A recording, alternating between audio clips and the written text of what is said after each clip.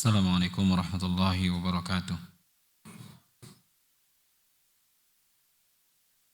Alhamdulillahi rabbil alamin wa bihi nasta'in ala umuri dunya waddin wa nusalli wa nusallim ala nabiyyina Muhammadin wa ala alihi wa ashabihi ajma'in wa ba'du.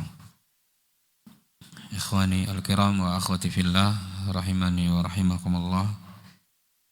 Kita masih dalam pembahasan terkait wanita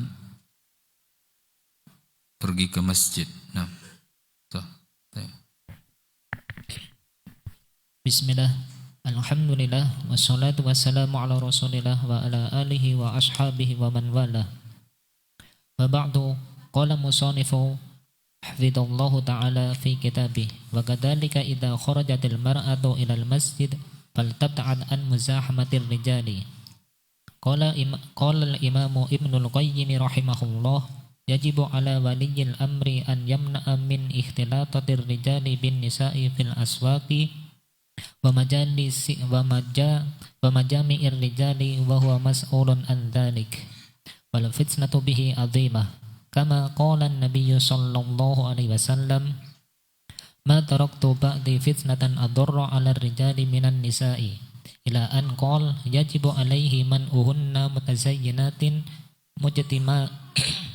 mutajammilatin man uhunna min athiyabil ladhi yakunu biha kasiyatin ariyatin kathiyabatil wasi'atir riqaqi wa man uhunna min hadithir rijali ay at-tahadduth ilaihim fi turuqati wa man rijali min dalik.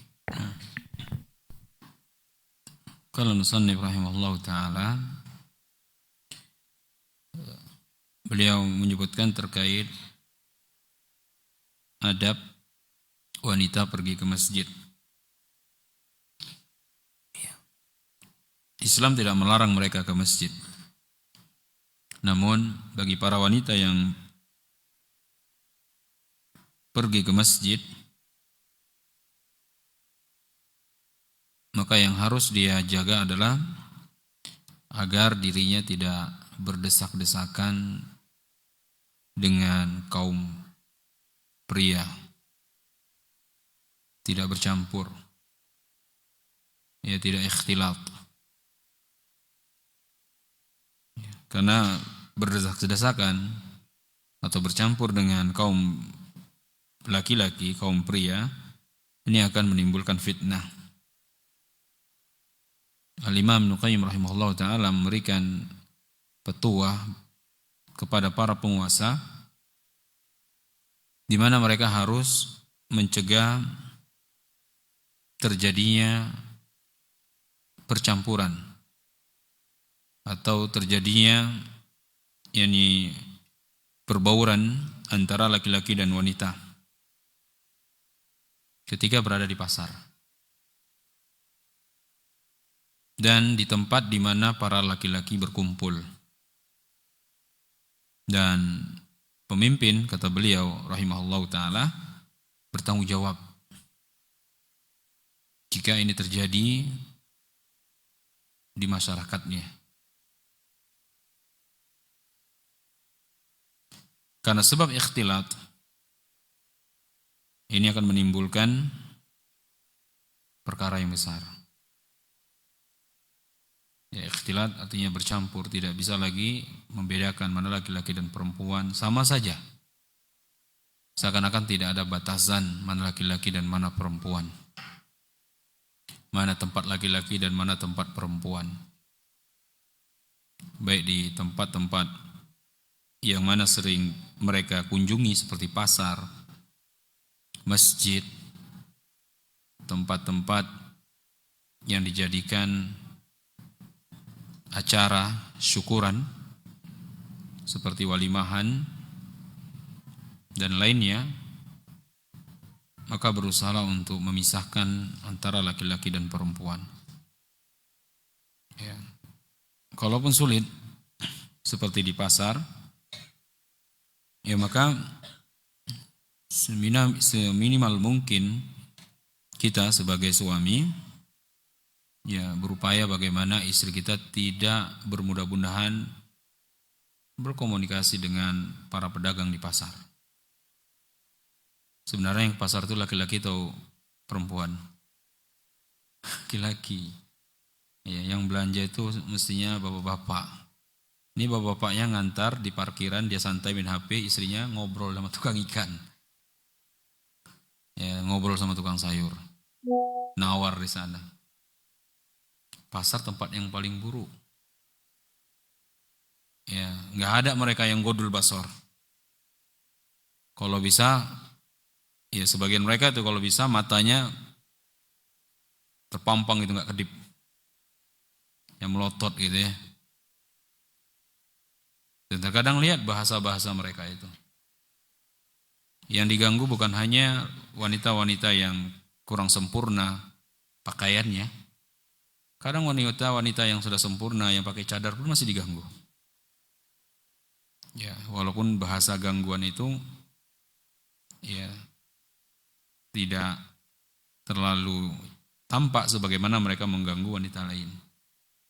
Tapi risih ya mendengarkan kata-kata yang tidak layak diucapkan. Ini pandangan Ibnu Qayyim rahimahullah ta'ala. Maka pemimpin bertanggung jawab tentang itu. Ya. Oleh karenanya, kita berusaha tempat kumpul kita, tempat berkumpul kita, berpisah antara laki-laki dan perempuan. Walaupun sudah memakai pakaian syar'i katanya. Ya. Dia pakai cadar, dia pakai jilbab besar, tapi fotonya di setiap media ada. Videonya di setiap media ada. Dia tampakkan. Lalu apa fungsi cadarnya? Apa fungsi jilbab besarnya? Ya, dia share. Ya. Nah, kemudian beliau membawakan hadis Nabi SAW, "Ma taraktu ba'di fitnatan adarra 'ala rijali minan nisa." Aku tidak meninggalkan setelahku fitnatan, suatu fitnah adarra 'ala rijal, yang lebih berbahaya bagi kaum pria minar rijal, daripada godaan wanita. Mana lebih mengerikan, godaan iblis atau wanita? Godaan syaitan atau godaan wanita? Antum baca a'udzubillahi minasyaitonirrajim, baca Quran, aman antum. Tapi kalau di samping antum akhwat, mana lebih dahsyat godaannya? Ya. Mungkin yang selamat dari godaan wanita ya seperti Nabi Yusuf ketika digoda, atau orang-orang yang memang Allah Subhanahu wa taala jaga mereka, yang mana mereka mengatakan ini akhafullah. Sebagaimana hadis Nabi SAW mengabarkan tentang seorang pemuda. Dia adalah salah satu golongan yang mendapatkan naungan nanti di akhirat dari 7 golongan. Adalah para pemuda yang memiliki kesempatan untuk melakukan perzinahan, melakukan perbuatan fawahish, tidak ada penghalangnya. Di hadapannya wanita yang siap dia memberikan apapun yang diinginkan, memiliki kedudukan sosial yang tinggi, namun laki-laki ini mengatakan ini akhafullah. Aku takut kepada Allah. Ini salah satu golongan yang akan mendapatkan naungan nanti di akhirat. Jadi fitnah wanita itu besar, walaupun di masjid. Ya, walaupun di masjid. Ya, bukan berarti di masjid nggak ada setannya. Artinya nggak ada yang memberikan was-was. Makhluknya, kita ketika kita sholat kita juga diganggu oleh setan. Azan berkumandang, dia lari terbirit-birit. Setelah azan balik lagi dia menggoda. Ya. Jadi hati-hati dengan tipu daya atau godaan wanita, fitnah wanita. Bukan hanya bagi para pemuda yang belum menikah, bagi orang-orang yang sudah menikah pun juga harus berhati-hati, bahkan hukumannya lebih berat. mereka yang melakukan perzinahan, di mana mereka telah berstatus orang yang telah pernah menikah, ya, orang yang sudah pernah menikah, maka hukumannya rajam sampai mati. Ini jika diketahui oleh pemerintah. Jadi pemimpin merajamnya sampai mati. Adapun pemuda yang belum pernah menikah, maka hukumannya 100 kali cambukan dan diasingkan, ya, dari negerinya.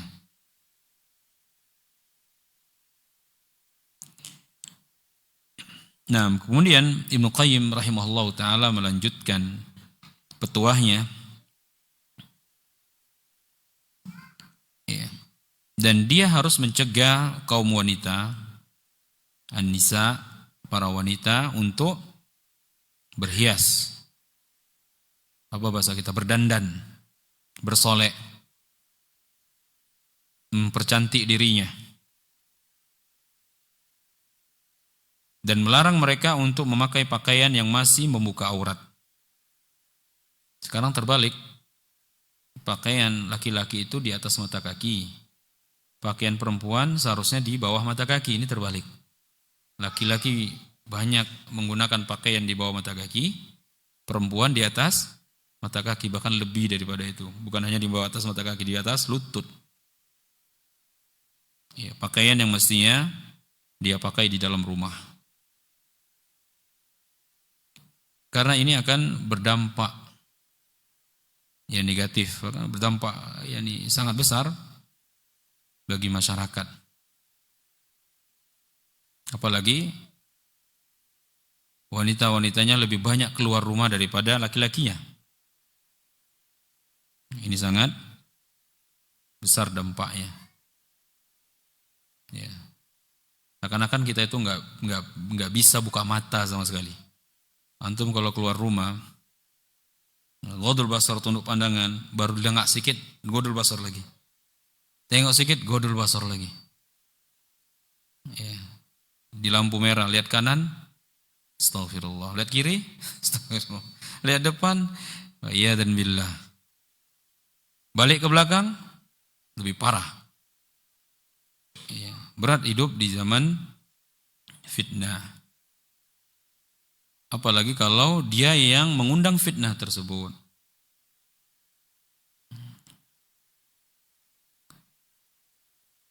Kemudian beliau mengomentari, ia memberikan contoh seperti pakaian yang transparan, ya, atau pakaian yang longgar tapi tampak dia transparan, apalagi kalau sempit.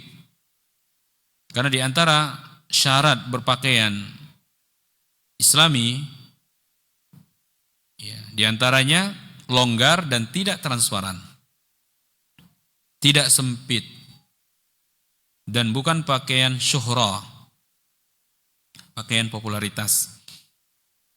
Kemudian tidak tasyabbuh.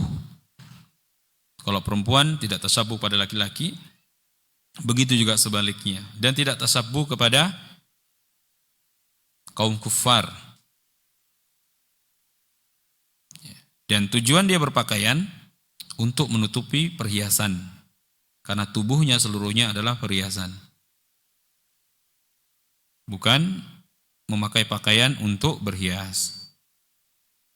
Kemudian Ibnu Qayyim melanjutkan, dan mencegah mereka untuk berbincang dengan kaum laki-laki. Ya, berbincang dengan kaum laki-laki. Alasan kerja contohnya, komunikasi terus-menerus. Apalagi ketika mereka berdua. Maka yang ketiga, syaitan. Ya.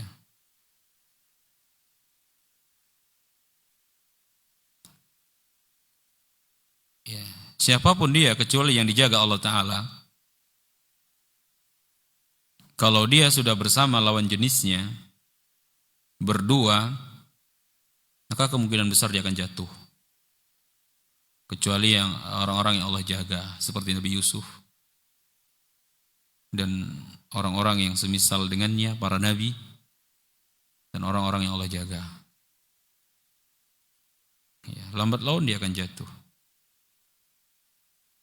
Ya.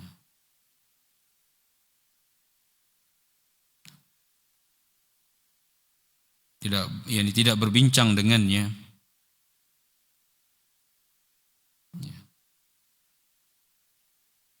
Kemudian beliau mengatakan juga, maksudnya tidak berbincang di sini, tidak berbincang di jalan-jalan, di tempat-tempat nongkrong.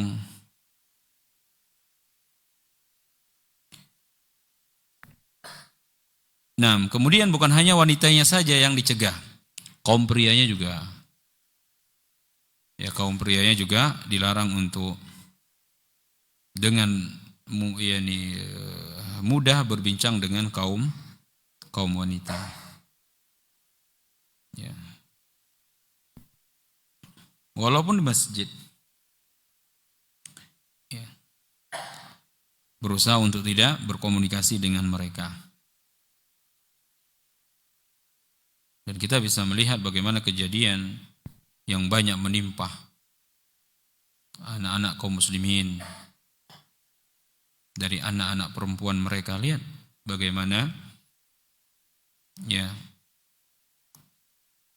ketika mereka diperlakukan secara tidak beradab. Sebagian mereka masih sekolah, sebagian masih kuliah, dan seterusnya. Kenapa? Karena tadi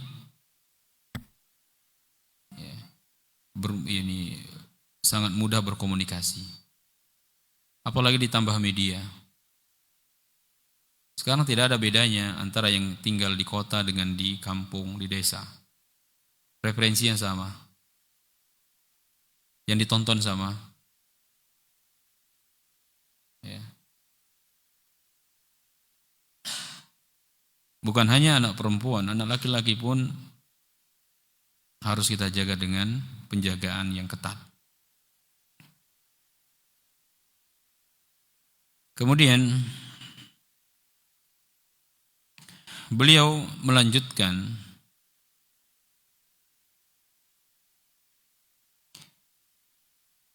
ketika seorang wanita berpegang teguh pada adab-adab Islam, apa diantaranya? Memiliki al-haya, rasa malu. Ya, rasa malu. Kemudian satrul aurah, berhijab. Kemudian tidak menggunakan tib, wewangian. Juga tidak bersolek.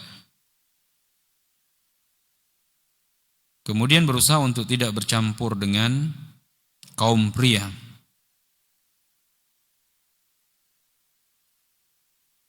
Maka jika ini dia tunaikan adab-adab ini, maka dia boleh pergi ke masjid. Ya, maka dia boleh pergi ke masjid. Lihat apa yang terjadi, sebagaimana Ibnu Qayyim menyebutkan dalam kitabnya, di antaranya Ad-Da'u wa Dawa, dan itu pernah kita dengarkan bersama di sini. Ketika seorang muazzin, ya, seorang muazzin, lihat, muazzin. Dulu muazzin itu naik ke menara. Ketika dia naik ke menara untuk azan, dia melihat seorang wanita yang tinggal di dekat masjid tersebut. Seorang wanita Nasrani, terfitnah dia. Ya, terfitnah dengan wanita tersebut. Artinya nggak ada jaminan apakah dia seorang muadzin, apakah dia seorang imam, apakah dia seorang ustaz, apakah dia seorang syekh, kiai, walid, apalagi penyebutannya tuan guru. Ya.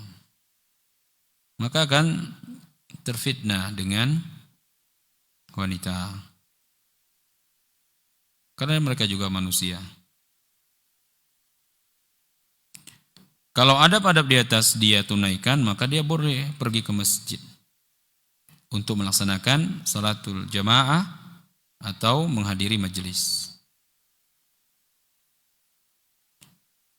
Namun yang perlu digarisbawahi adalah, namun keberadaannya di rumah, tidak keluar rumah, Sholat di rumah itu lebih baik bagi mereka. Islam nggak melarang mereka ke rumah ketika mereka penuhi syarat-syarat tadi, namun Islam memberikan kepada mereka, ya, namun Allah Ta'ala memberikan pahala yang besar dan Islam memberikan kedudukan yang tinggi kepada mereka kalau mereka tetap berada di rumah. Karena Nabi mengatakan, wa buyutuhunna khairun lahunna. Rumah-rumah mereka itu lebih baik bagi mereka. Nah, wa ajma'ul muslimina ala anna salatal mar'ati fi baitiha khairun laha minas salati fil masjid ibti'adan anil fitnati wa tagliban li janibis salamah wa hasman limadati syarri. Amma idza lam taltazim bi adabil islami lam tajtanib ma naha anhu Rasul sallallahu alaihi wasallam min istimaliha zinata wa tiba lil khuruji fa khurujuha lil masjidi hina idin haramun wa yajibu ala waliyiha wa dawi sallatati man'uha minhu.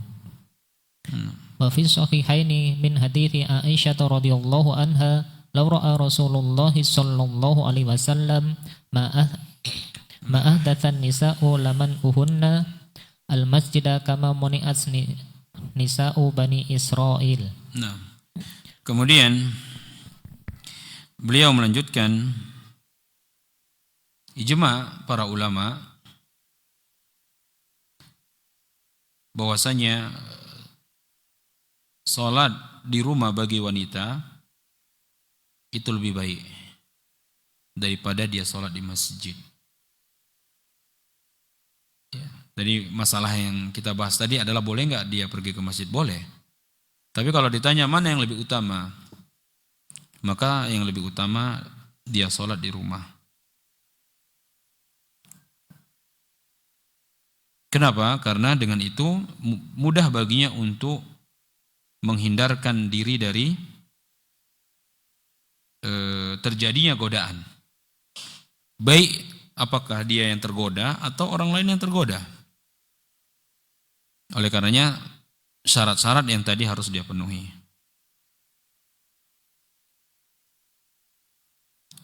Dari sisi keamanan lebih aman, lebih tentram dia.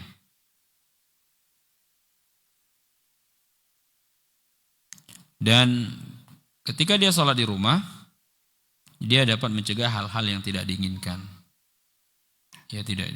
Hal-hal yang tidak diinginkan terjadi pada dirinya. Tapi kalau dia berangkat sama suami, insya Allah aman. Atau berangkat sama mahramnya, insya Allah aman. Tapi kalau dia pergi sendiri, nah ini yang harus dia jaga. Ya, patuhi rambu-rambunya. Contohnya dia pergi sendiri dan niatnya memang nggak benar, nah ini jadi masalah lagi. Ingat ya, Allah akan mudahkan apa yang kita inginkan. Seorang akan dimudahkan jalannya menuju apa yang Allah takdirkan untuk dia. Maka kalaupun dia berada di Madinah, di Mekah, tapi ada keinginan dia untuk mencari wanita yang gak benar di sana, terjadi, dapat. Karena tempat itu gak mensucikan seseorang. Ya. Berada di mana dia? Di Mekah, umroh contohnya, haji contohnya. Kalau dia mencari sesuatu yang gak benar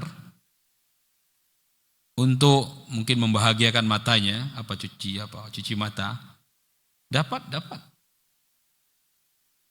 Ya, dia akan dimudahkan sesuai dengan keinginannya. Apalagi di sana semua model wanita itu ada. Ya. Dari Asia, Eropa, Afrika. Ya. Dia akan dimudahkan.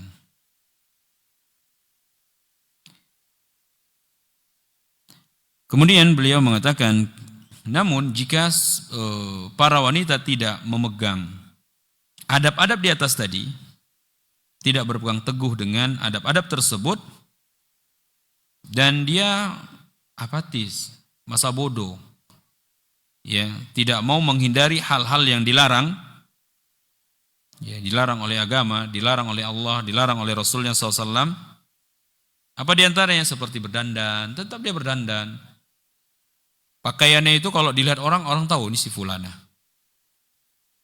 Ya. Atau memakai wewangian dia sejak dari rumahnya. Maka beliau mengatakan haram baginya pergi ke masjid.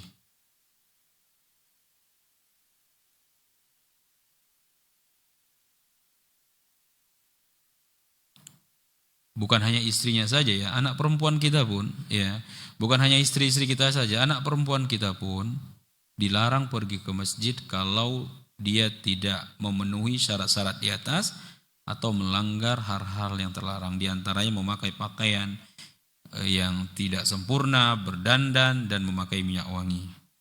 Beliau mengatakan orang tua dan pihak berwenang berkewajiban melarangnya. Ya. Sebagaimana dalam Sahih Bukhari, Aisyah radhiyallahu anha, ya, dia mengatakan, "Lau ra'a Rasulullah sallallahu alaihi wasallam ma ahdatsan nisa'u la mana'ahunna al-masjid kama muni'at nisa'u Bani Israil." Seandainya Rasulullah SAW melihat atau menyaksikan apa yang dilakukan wanita sekarang. Sekarang ini maksudnya di zaman Aisyah. Ya, di zaman Aisyah, berarti Nabi SAW baru saja meninggal. Ini zaman Aisyah, di mana Nabi tidak ada lagi. Itu di zaman Aisyah, belum ada media. Apalagi kalau seandainya Aisyah melihat saat ini, atau Rasulullah melihat saat ini, nggak tahu kita. Ya. Apa kata Aisyah? Ma'ahdasan nisa'u lamana'hunnal masjid al-masjidah. Tentu beliau akan melarang mereka pergi ke masjid. Ini di zaman Aisyah. Nabi SAW meninggal, Aisyah umurnya 18 tahun. Ya. Dan Aisyah memiliki umur 63 tahun. Di tahun 11 Hijriah Nabi meninggal, Aisyah umur 18. Berarti sekitar tahun 68-an Aisyah meninggal. 68 atau 69 Hijriah. Dia mengatakan kalau seandainya Rasulullah melihat wanita saat ini pergi ke masjid, pasti beliau akan melarangnya. Kama muni'at nisa'u Bani Israil. Sebagaimana halnya kaum wanita Bani Israil, dia dilarang ke tempat ibadah. Nah, فخروج المرأة إلى المساجد مراء فيه المصلحة وانتفاء المفسدة فإذا كان جانب مفسدة أعظم منعت وإذا كان هذا شأن في خروجها للمسجد فخروجها لغير مسجد من باب أولى أن ترى فيه الحيطة وابتعاد عن موطن الفتنة. Kemudian beliau membuat satu perbandingan, ya, menimbang antara manfaat dan mudarat. Beliau katakan permasalahan berangkatnya wanita ke masjid perlu ditinjau dari sisi maslahat dan mudarat. Kalau mudaratnya lebih besar mereka pergi ke masjid, maka tidak boleh mereka pergi ke masjid. Ya. Kalau mudaratnya lebih besar daripada manfaatnya, maka mereka dilarang pergi ke masjid.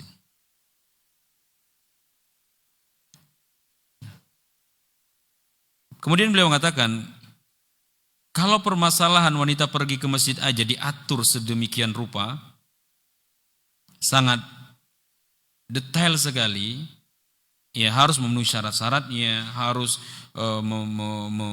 menjauhi hal-hal yang dilarang. Lalu bagaimana perginya wanita ke selain masjid? Pergi ke mal, pergi ke pasar, pergi ke tempat-tempat keramaian, tempat-tempat yang pasti terjadinya fitnah di sana. Maka kaum laki-laki harus lebih berhati-hati, lebih daripada perginya istrinya ke masjid. Ya. Ke masjid aja harus penuhi syarat-syarat ini.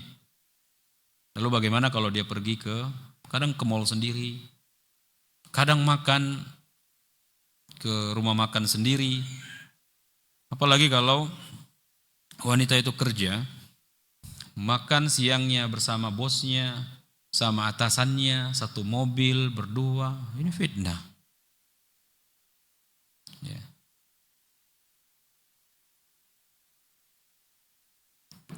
Saya baru kemarin mendengarkan satu kisah, dan ini saya nggak sebutkan dari mana dan siapa. Yang pastinya di luar Batam. Penghafal Quran. Sama-sama hafal Quran. Berzina. Hafal Quran. Ya, hafiz dan hafizah. Berarti ketika dia baca surah Yusuf nggak meresap itu. Ya, kenapa? Karena syaitan. Kalau ada berdua itu syaitan yang ketiga. Lupa dia kalau hafal Quran. Ya. Jadi kita sebagai seorang ayah nggak pernah merasa aman anak kita itu keluar rumah.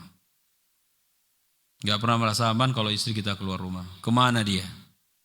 Makanya para wanita ketika mau keluar rumah, apakah pergi kajian, apakah pergi ke masjid, ke pasar, izin dulu sama suami. Kadang para wanita dengan entengnya, apalagi kalau dia bisa naik motor sendiri, kakinya panjang itu, bisa naik mobil sendiri, udah kemana-mana itu. Kajiannya bukan PIU sekitarnya, udah ke Batam Center dia sendiri. Mana ke Batu Haji dia sendiri, Tanjung Uncang dia sendiri. Ya, ini nggak boleh fitnah. Apalagi safar dia sendiri, mengambil dalil bahwasanya aman. Ya.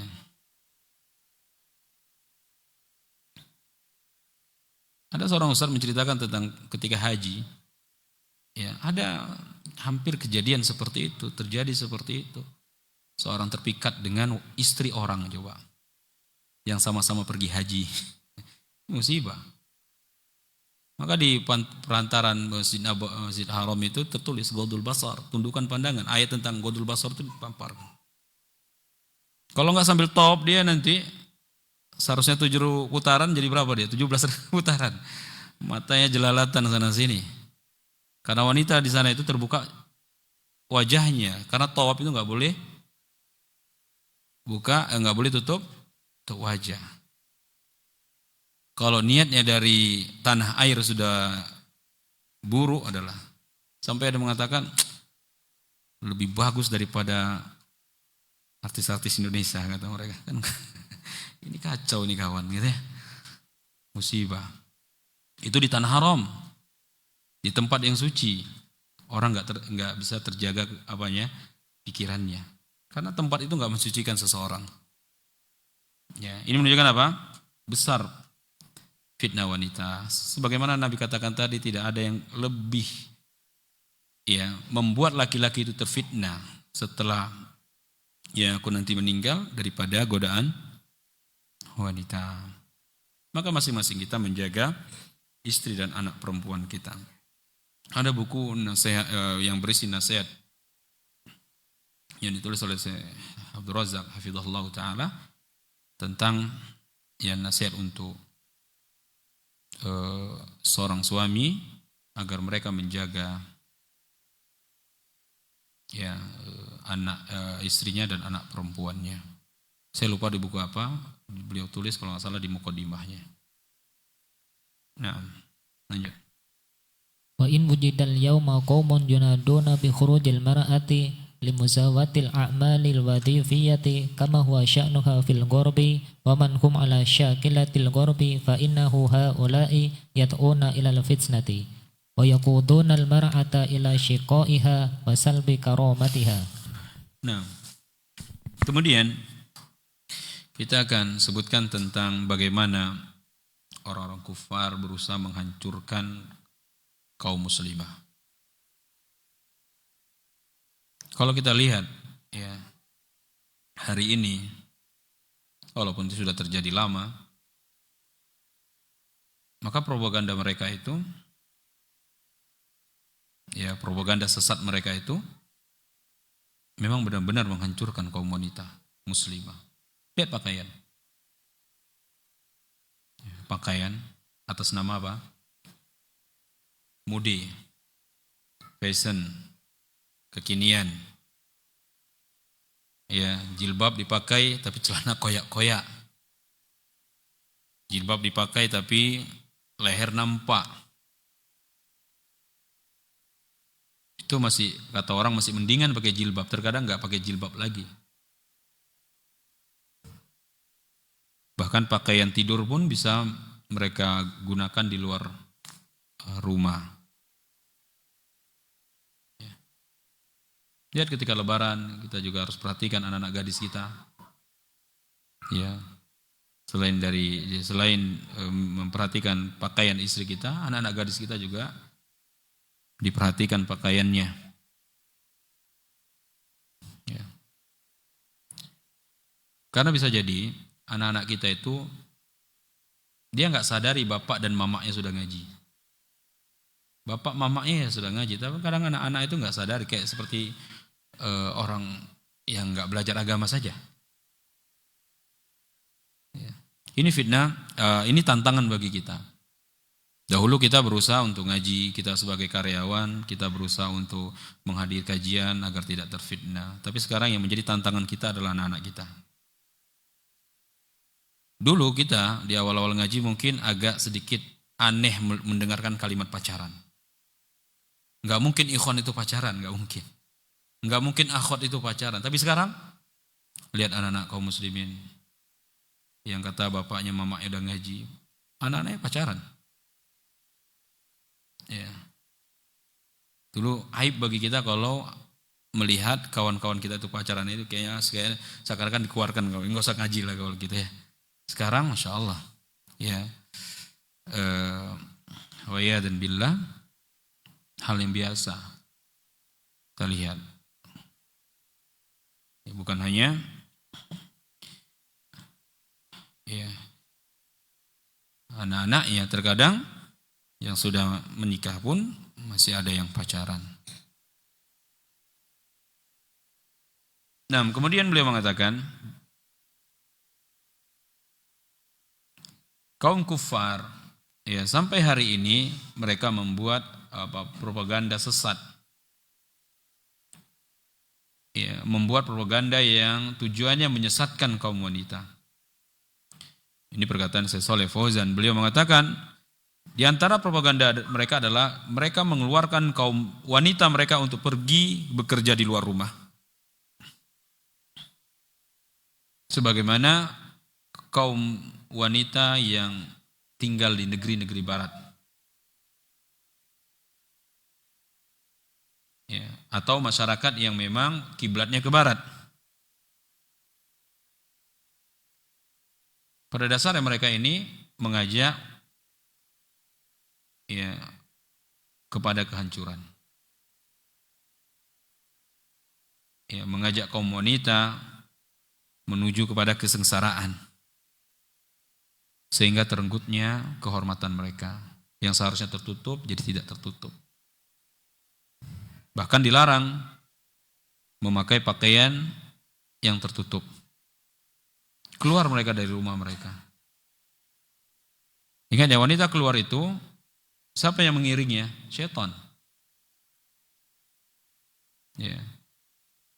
Apalagi kalau dia keluar tidak memenuhi syarat-syarat tadi. Nah, lanjut. فالواجب إيقاف هؤلاء عند حدهم وكف ألسنتهم وأقلامهم عند هذه الدعوة الجاهلية وكفى ما وقعت فيه المرأة في بلاد الغرب ومن حدا حدوها من ويلات وطورطت فيه من واقع معلم تئن له مجتمعاتهم وليكن لنا فيهم إبراه فالسعيد من وئد بغيره. Nah, kemudian beliau mengajak agar kita itu ya menghentikan propaganda ini. Setidaknya di rumah kita masing-masing.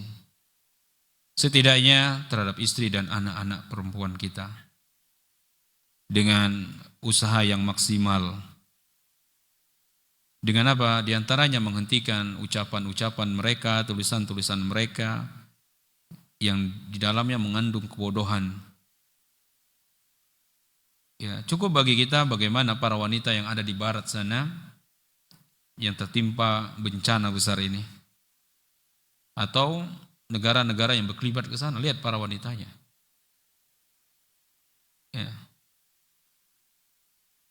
Apa yang mereka rasakan? Kesedihan, kepedihan.